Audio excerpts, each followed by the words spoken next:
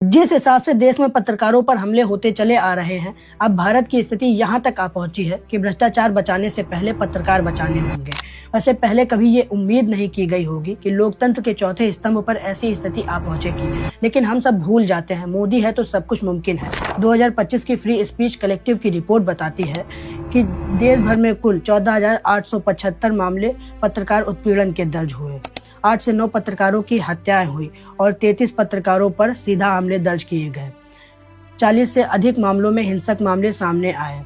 मैं तो कहूँगा ये फ्री स्पीच कलेक्टिव की रिपोर्ट नहीं है, ये लोकतंत्र के पोस्टमार्टम की रिपोर्ट है। आज पत्रकारों द्वारा जरा से भी तीखे सवाल पूछ लेने के बाद या फिर किसी मामले को एक्सपोज कर देने के बाद मुझे क्या आप सभी लोगों को भी लगता होगा पत्रकार अभी जिंदा होगा या फिर नहीं। ऐसे विचार इसीलिए आते हैं क्योंकि हम सभी लोगों ने एग्जाम्पल देख रखे हैं। जिस तरह से मुकेश चंद्राकर से लेकर अभी 5 जनवरी की रात को त्रिपुरा की राजधानी अगरतला में 2 आदिवासी पत्रकारों समीर देव वर्मा और जिमी देव वर्मा पर क्रूर हमला हुआ। ये बातें बताती हैं कि पत्रकार और फ्री स्पीच कितनी असुरक्षित हो चुकी है देश में। इस कड़ी का सबसे ज्यादा हाईलाइटेड मामला विकास साहू के साथ हुआ। ये भी एक बाहुबली डोमिनेशन का उदाहरण है। विकास साहू झारखंड के गढ़वा में एक स्थानीय मूजो जर्नलिस्ट हैं और यूट्यूब पर काम करते हैं।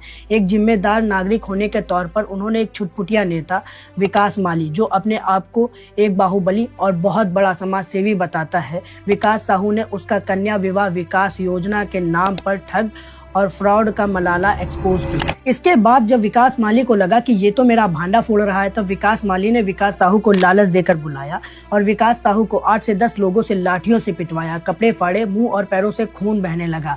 तब विकास साहू ने इस लड़ाई से हटकर अपनी जान बचाकर 6 से 7 किलोमीटर पैदल दौड़कर पुलिस थाने पहुंचे।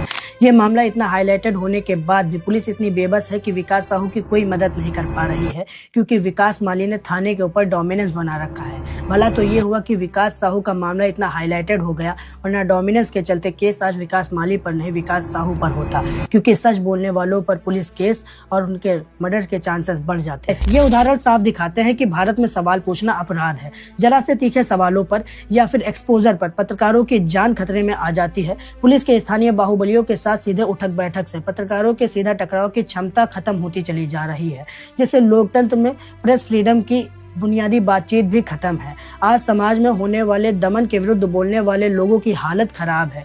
देश की इकोनॉमी बढ़ाने का साधन शराब है। भारत की हालत एकदम बेकार है। रेपिस्टों के गलों में हार है, फिर भी अंधभक्त कहते हैं देखो कितनी अच्छी सरकार है। मैं तो फिर भी कहूंगा कि ऐसी जिंदगी जीने पर धिक्कार है।